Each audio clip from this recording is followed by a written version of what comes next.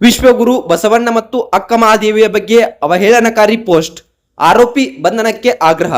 ಹೌದು ಸ್ನೇಹಿತರೆ, ವಿಜಯಪುರ ಮಾರ್ಚ್ 12 ಜಗತ್ತಿಗೆ ಸಮಾನತೆ ಮತ್ತು ಕಾಯಕದ ಮೌಲ್ಯಗಳನ್ನು ಸಾರಿದಂತಹ ವಿಶ್ವಗುರು ಬಸವಣ್ಣ ಹಾಗೂ ಶಿವಶರಣೆ ಅಕ್ಕ ಮಹಾದೇವಿಯವರ ಬಗ್ಗೆ ಸಾಮಾಜಿಕ ಜಾಲತಾಣಗಳಲ್ಲಿ ಅಶ್ಲೀಲ ಹಾಗೂ ಅವಹೇಳನಕಾರಿ ಪೋಸ್ಟ್ ಒಂದನ್ನ ಹಂಚಿಕೊಂಡಿರುವ ಬಗ್ಗೆ ಭಾರಿ ಆಕ್ರೋಶಕ್ಕೆ ಕಾರಣವಾಗಿದೆ.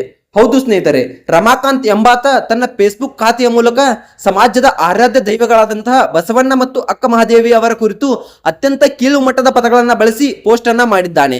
ಬಸವಣ್ಣವರ ಬಗ್ಗೆ ಆಧಾರ ರಹಿತ ಮತ್ತು ನಿಂದನಾತ್ಮಕ ಹೇಳಿಕೆಗಳನ್ನು ನೀಡಿ ಧಾರ್ಮಿಕ ಭಾವನೆಗಳಿಗೆ ಧಕ್ಕೆ ತರುವಂತಹ ಕೆಲಸವನ್ನ ಮಾಡಿದ್ದಾನೆ ಎಂದು ಆಕ್ರೋಶ ವ್ಯಕ್ತವಾಗಿದೆ.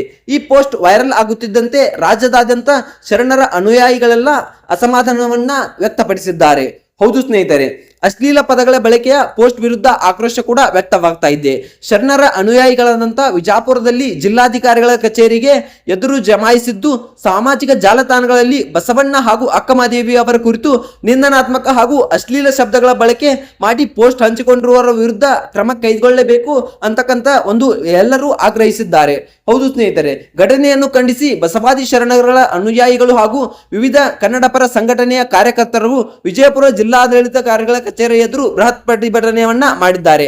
ರಮಾಕಾಂತ್ ಎಂಬ ವ್ಯಕ್ತಿ ಉದ್ದೇಶಪೂರ್ವಕವಾಗಿ ಸಾಮಾಜಿಕ ಶಾಂತಿ ಕದಡಲು ಮತ್ತು ಧಾರ್ಮಿಕರ ನಂಬಿಕೆಗಳಿಗೆ ಅವಮಾನ ಮಾಡಲು ಇಂತಹ ಒಂದು ವಿಕೃತ ಕೃತ್ಯ ಎಸಗಿದ್ದಾನೆ.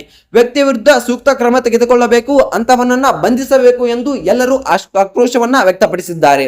ಆರೋಪಿಯನ್ನ ಬಂಧಿಸದಿದ್ದರೆ ಉಗ್ರ ಹೋರಾಟವನ್ನ ಮಾಡ್ತೀವಿ ಅಂತಕ್ಕಂಥ ಎಚ್ಚರಿಕೆಯನ್ನ ಕೂಡ ಇಲ್ಲಿ ಸಮಾಜವಾದಿ ಶರಣರು ಕೂಡ ಹೇಳಿದ್ದಾರೆ.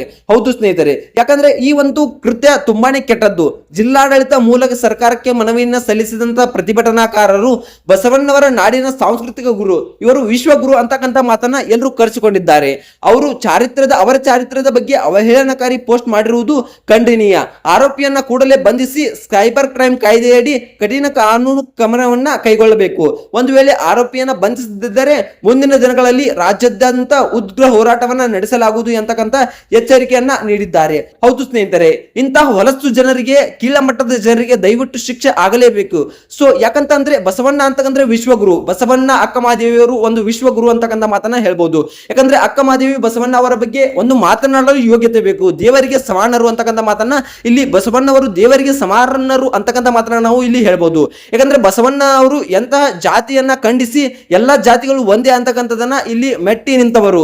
ಸೊ ಅಂತವರ ಬಗ್ಗೆ ಇಂಥ ಹೊಲಸು ಪೋಸ್ಟ್ ಮಾಡ್ಲಿಕ್ಕೆ ನಾಚಿಕೆ ಆಗಬೇಕು ನಮ್ಮ ಜನರಿಗೆ. ಯಾಕಂದ್ರೆ ಒಂದು ವಿಶ್ವಗುರು ಅಂತಕ್ಕಂಥ ಬಸವಣ್ಣನವರು ಒಂದು ಒಳ್ಳೆಯ ಸಂಘಟನೆ ಸಮಾರಂಭಗಳಲ್ಲಿ ಒಟ್ಟಾರೆಯಾಗಿ ನೋಡೋದಾದ್ರೆ ಒಂದು ಅನುಭವ ಮಂಟಪವನ್ನು ಸ್ಥಾಪಿಸಿದಂತವರು ಇವರು. ಯಾಕಂದ್ರೆ ಎಲ್ಲಾ ಜನಗಳನ್ನು ಸಮಾನವಾಗಿ ಕಂಡವರು, ಯಾವುದೇ ಕೀಳು ಭೇದ ಭಾವವನ್ನ ಮಾಡಿದ್ದಕ್ಕೆ ಮನೆಯನ್ನು ಬಿಟ್ಟು ಹೋಗಂತವರು, ಜಾತಿಯಲ್ಲಿ ಕೀಳು ಭೇದ ಭಾವವನ್ನು ಮಾಡಿದ್ದಕ್ಕೆ ಅವರ ಮನೆಯನ್ನು ಬಿಟ್ಟು ಹೋದಂತವರು ಈ ಬಸವಣ್ಣವರು. ಸೊ ಇಂಥವರ ಬಗ್ಗೆ ಕೆಟ್ಟದಾಗಿ ಪೋಸ್ಟ್ ಮಾಡೋಕ್ಕೆ ನಾಚಿಕೆ ಆಗಬೇಕು ಅಂತವರಿಗೆ. ಸೊ ಈ ಒಂದು ವಿಡಿಯೋನ ಆದಷ್ಟು ಶೇರ್ ಮಾಡಿ.